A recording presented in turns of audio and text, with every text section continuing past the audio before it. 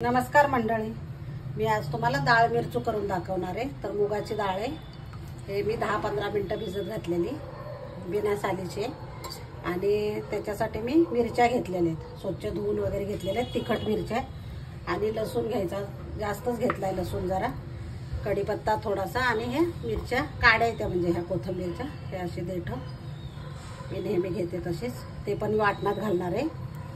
आणि आता मिरच्या वाटून घेते मी, मिक्सरचं भांडं घेतलेलं आहे, मिरच्या टाकणार, थोड्याशा जाडसर वाटून घेणार आहे, त्याच्यामध्ये लसूण टाकायचं आणि कोथिंबीरच्या काड्या पण टाकायच्या आणि थोडेसे जिरे घालायचे, जिरे घालते आणि थोडं जाडसर वाटून घ्यायचं याला।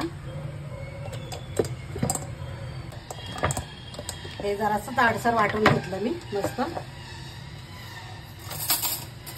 हे बघा असं। आणि शेंगदाणे पण याच्यातच तुम्ही घालू शकता, जाडसर वाटायला, जाडच कूट घालायचं आपल्याला जाडसर।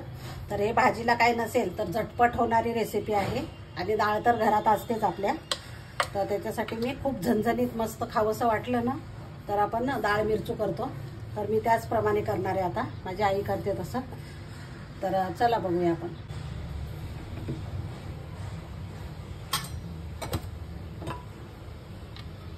तेल टाकायचं, तेल पण जरा थोडंसं जास्तच लागतं याला, डाळ मिरची म्हणल्यावर। पुरी टाकायची, जिरे टाकायचे, आणि हे जे ठेचा केलेला आहे तो टाकून घ्यायचा, बारीक करायचा गॅस, थोडंसं परतून घ्यायचं हे ठेचा, आणि लगेच मुगाची डाळ टाकायची।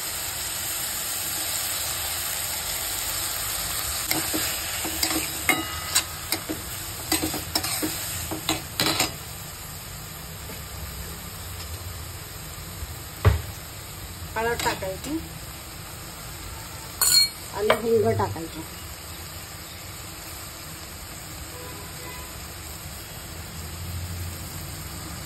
मीठ टाकायचं,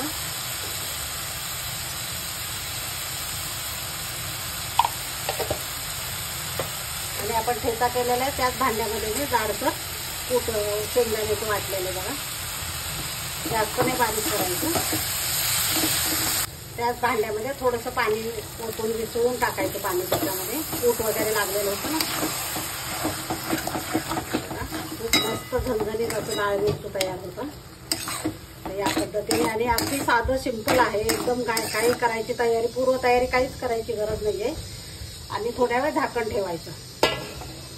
आता झाकण काढून बघूया आपण, जास्त पण नाही शिजवायचं, एकदम डाळ गाळ करायची नाहीये, थोडीशी कच्चीच राहायची।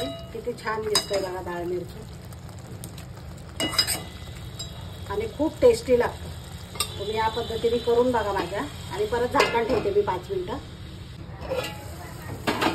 आता कोथिंबीर टाकून घ्यायची, शिजलेले मस्त,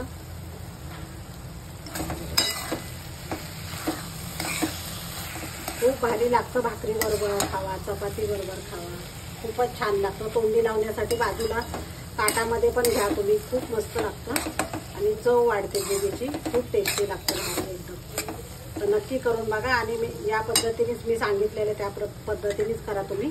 मी शेंगदाणे बघा कसे ठेवलेले जाड जाड, तर खूप छान लागतं त्याच्यामध्ये, जाता खाली आले ना शेंगदाणे, खूप भारी लागतं। मी गॅस बंद करते मंडळी, मस्त झालेलं आहे एकदम, आणि मी आता सर्व करते। हे बघा मंडळी, झणझणीत आपलं डाळ मिरचू तयार आहे। तर हे तुम्ही प्रवासात पण नेऊ शकता, इतकं छान लागतं, आणि 3-4 दिवस मस्त टिकतं, आणि खूप भारी लागतं। तर आणि ह्याच्यावर तुम्ही लिंबू पण पिळू शकता, तुम्हाला जर हवं असेल तर, खूप मस्त लागतं, भारी लागते। तर नक्की ट्राय करा, आवडलं तर लाईक, शेअर आणि सबस्क्राईब करायला विसरू नका। धन्यवाद।